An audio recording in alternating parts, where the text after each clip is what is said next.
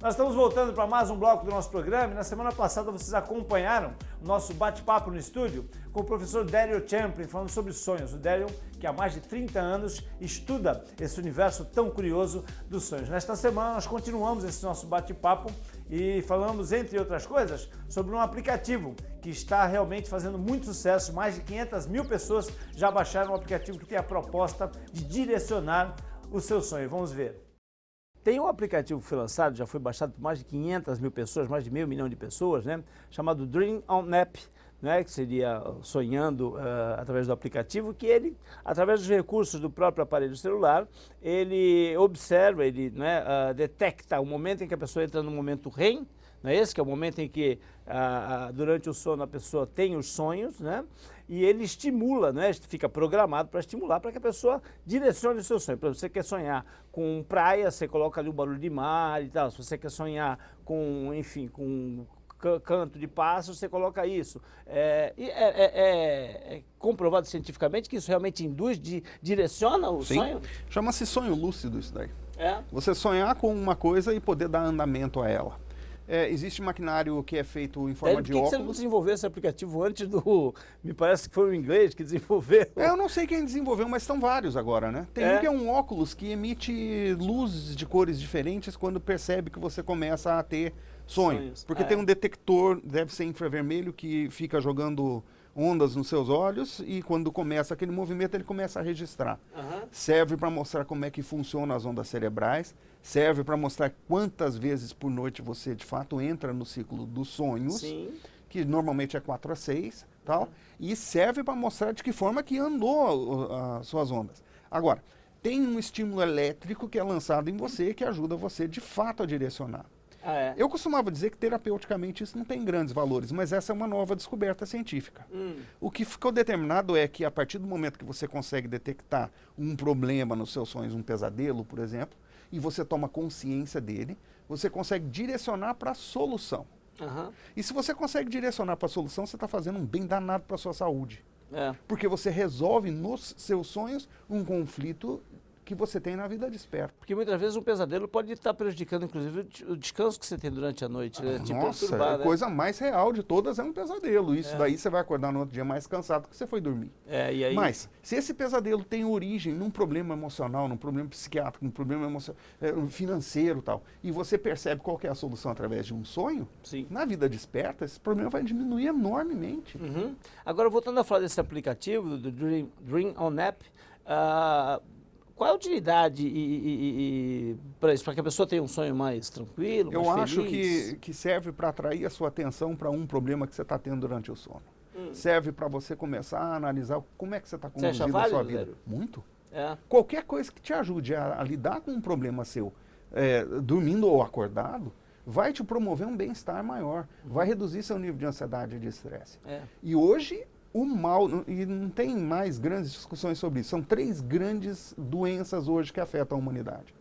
Câncer, primeiro coração, câncer, e em terceiro a ansiedade. Ansiedade que gera estresse, que gera depressão que gera câncer, que gera problema cardíaco, que gera ansiedade, entende? E aí é um círculo, né? Se você consegue gerenciar a sua ansiedade, o seu estresse, você consegue instantaneamente com isso também começar a gerenciar as potencialidades de enfermidade que você pode desenvolver. Uma das ferramentas é a interpretação de sonhos. A gente lembra de algumas empresas que faziam a proposta de ensino do idioma, em especial do inglês, enquanto a pessoa dormia. Aliás, o Daryl também é professor de inglês. Né? Isso existe? Chama-se hipnopedia. E funciona. Jura? Se você estiver dormindo, você lembra. Mas se você estiver desperto, você não consegue puxar de lá a informação. Isso é contraproducente, Daryl. Você falar isso, você que é professor de inglês, falar que a pessoa pode... Mas uma coisa é fato. Uma pessoa que dorme ali com aquela gravação a noite inteirinha, acontecendo, ruminando ali a noite inteirinha. Ela, quando for estudar depois, ela tem mais facilidade de aprender o que ela ouviu durante o sono do que se ela não tivesse ouvido aquilo durante o sono. Dito isso, dizer que você consegue aprender um idioma através deste método conscientemente, não rola. Rola se você depois estudar e fizer lá, digamos assim, Você assimila com mais facilidade quando você ouve à noite. Porque você já tem a informação lá em algum lugar. Mas em contrapartida isso também não está interferindo no teu descanso, na tua recuperação? Penso que sim. Eu particularmente não lançaria mão disso, a não ser que fosse algo muito urgente. Muito necessário. Aprender um idioma pode ser algo muito importante para alguém em um determinado momento da vida. Mas eu evitaria interferir artificialmente no meu ciclo de sono, em todos os sentidos. E aí fica o aconselhamento também para que as pessoas que eventualmente só conseguem pegar no sono assistindo TV ou ouvindo música, que programem esses aparelhos para serem desligados em determinado momento, não, Délio? Ou não interfere? Muito, profundamente. E quando você utiliza emissão de luz LED, é uma luz azul, que interfere com o seu sono, você deveria deixar de usar tablet, telefone celular e TVs LED por pelo menos 1 hora antes de você adormecer. A minha recomendação é para todas as pessoas que não tenham televisão no quarto. Não tem, porque aquilo ali não apenas... O brilho nos seus olhos a noite inteirinha, ou enquanto estiver ligado, já reduz a sua capacidade de pegar no sono ou de pegar num sono tranquilo. Aquele brilho batendo em você o tempo todo, e se tiver som ligado, então, a interferência disso no seu processo de descanso, no seu processo de entendimento depois, quando você começa a sonhar, é profunda. Né? E isso provoca mais estresse, provoca mais ansiedade, faz você dormir pior. Você dorme pior, você tem mais ansiedade, você tem mais estresse, você assiste mais televisão. Se assiste mais televisão, você tem mais ansiedade, mais estresse e pior dorme. E vai indo, né? Então, falando de estresse, né? Deixa eu dar um pitaco rapidamente, né? Até me parece em Avant Premiere, sobre a gestão do estresse, né? Que é o título, o tema da tua próxima publicação. O título é eu ou eu. O nome do livro é esse. Eu. É o I minúsculo com o eu, que é, na verdade, uma tirada na questão do iPhone, do iPod, do iPad, todos esses equipamentos que estão deixando a gente maluco. Sim. Né? Então, mas traduzido, e eu onde fico? E eu onde fico nessa minha vida? Como é que eu gerencio as coisas que eu preciso gerenciar? O subtítulo do livro é A Gestão do Estresse na Era da Ansiedade. E neste livro, que deve ser lançado, tudo dando certo até o final do mês, só em plataforma eletrônica, eu não vou mais publicar livro impresso, a não ser que seja algo muito extraordinário, assim. Eu tenho um convite para fazer de uma grande editora. Eu vou publicar eletrônico daqui por diante, porque é um mercado de literatura que cresce. O outro mercado tem um crescimento negativo. Que é o mercado que, inclusive, possibilita, para quem efetivamente quer manter a tradição do livro físico, que a pessoa faça essa encomenda e receba, você pode encomendar. Eu tenho lá um dos meus livros na plataforma, permite que você faça, eles chamam de print on demand, né? Impressão sob demanda. E você paga um pouco mais caro, mas você tem o seu livro na prateleira. Um livro que você compra eletrônico por R$12, você paga 50 para imprimir. Tudo bem? Mas você tem um exemplar se você quiser ter. Até ainda na esteira desse pensamento do Délio, né, dessa observação do Délio de que a pessoa está recebendo aquela luz da TV, enfim, numa boa leitura, acho que não prejudica. Se a pessoa tiver o hábito de ler. Ler para dormir, se for um livro físico, pode ser bom. Eu não recomendo utilizar literatura para tentar dormir. Também não. Porque você não assimilou nem a leitura e nem o som depois. Correto. Então, a literatura tem que ser um negócio que você usa para motivo de recreação e de informação. Não como uma busca, como uma ferramenta para fazer dormir. Mas funciona para alguns. Funciona para alguns. Existem outros métodos melhores, né, do que esse. Por exemplo, praticar relaxamento e meditação. Que é um dos ramos do meu livro. Um dos braços das técnicas de relaxamento que eu apresento é a meditação. Desse livro que você lançou agora. Que é dividido em 3 grandes partes. Uma que eu prego que você precisa... Eu e eu. E eu. Você precisa necessariamente mudar de cosmovisão para poder se adaptar nesse novo... Você tem que mudar o jeito que você vê a vida, para poder se adaptar melhor à vida. Segundo, você tem que reaprender a respirar. Parece brincadeira.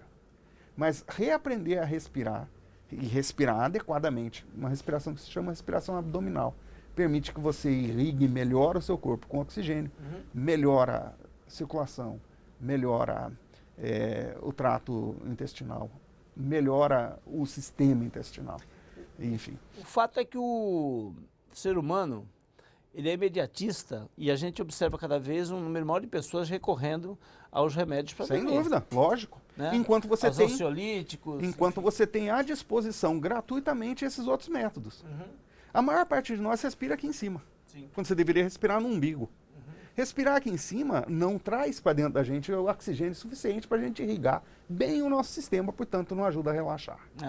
E respiração para relaxamento é uma ferramenta muito simples e 100% eficiente. Eu quero só que o Délio conclua, eu ficaria horas aqui, a minha produção está me apertando ali já, né? Puxa, Mas, puxa. Eu queria só que o Délio concluísse, né, esse nosso bate-papo.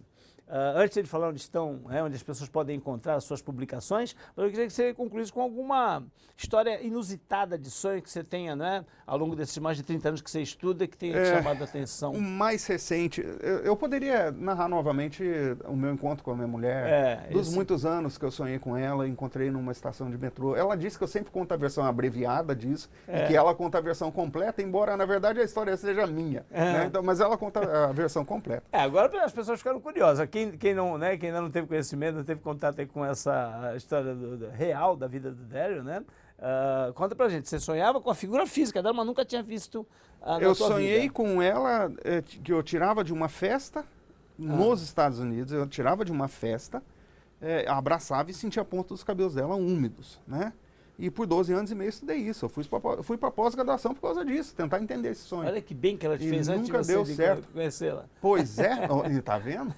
Aí, finalmente, a gente se encontrou numa estação de metrô e eu reconheci instantaneamente, pelos 12 anos de sonho, a pessoa que ela era, por causa disso. E qual era a relação com as pontas dos cabelos molhadas? Porque choveu em São Paulo no dia que eu encontrei com ela, tá? E molhou, então... E aí, deixa eu ir um pouquinho além, como é que foi a abordagem? Você conheceu, mas ela não sabia da tua existência? Não, nós conhecemos por correspondência e marcamos este encontro. E quando finalmente eu a vi, eu sabia que ela era por conta desse negócio. Entendi. Né? Então, essa é uma história das muito boas, que costuma envolver as emoções das pessoas, elas gostam muito de ouvir. Né? Mas tem uma outra história um pouco mais recente, que talvez que interesse mais neste contexto. É 13, a morte do Campos aqui em Santos, no avião, na queda do avião.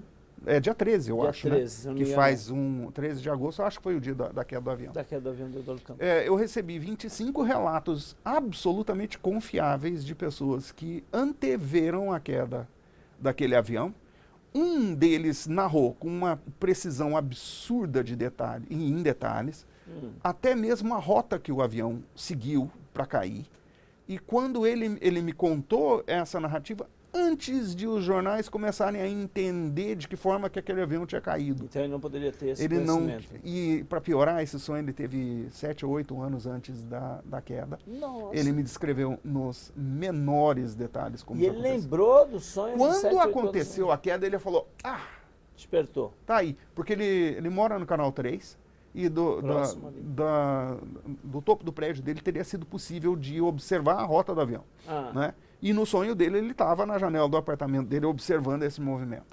E o cara que fez o bolão lá no Sport TV dizendo assim, o Brasil vai perder de 7-1 para a Alemanha. Esse foi brincadeira, tudo bem? Né? Ganhou a televisão lá do Sport TV. 7-1, quem adivinharia? Ninguém. E ele disse que foi através de um sonho. Então, são milhares de casos acumulados ao longo dos anos. Sim. Claro, o mais pessoal, o mais forte para mim é o meu encontro com a minha mulher. Porque demonstra que ela sou eu e eu sou ela, literalmente, porque houve essa comunhão psíquica anos antes de fato a comunhão real existir. Foi isso que te impulsionou a estudar o sonho ou você já estudava antes? Não, o sonho foi o que me levou a estudar. Né? Esse teu sonho não consegui entender. Recorrente, não consegui entender, foi estudar. Quando eu entendi, eu escrevi o livro. Legal. Que eu publiquei. E por falar em livro, onde é que as pessoas que têm... Amazon.com.br. Na Amazon, que agora é .com.br, antigamente era só Amazon.com. Amazon.com.br, quantas publicações tem? No momento tem o Portal dos Sonhos, que é republicado agora digitalmente. Até o final do mês vai ter o eu, né? E eu já estou programando o próximo, que vai se chamar Além do Portal. O Além do Portal é a continuação do Portal dos Sonhos, com novas informações e tudo mais. Tá. Atualizando o leitor. Isso deve ser janeiro do ano que vem, ou fevereiro do ano que vem, ou Além do Portal. Que legal. Olha, parabéns ao Délio aí pelo seu estudo aprofundado, né, pelo seu interesse e pela sua capacidade de levar didaticamente isso a todos os nossos telespectadores. Obrigado, viu, Délio, pela tua presença conosco aqui. Conversa muito agradável. Muito obrigado. Interessante mesmo. E olha, eu vou fazer um pequeno intervalo, é rapidinho, são só 2 minutinhos e nós voltamos, não sai daí.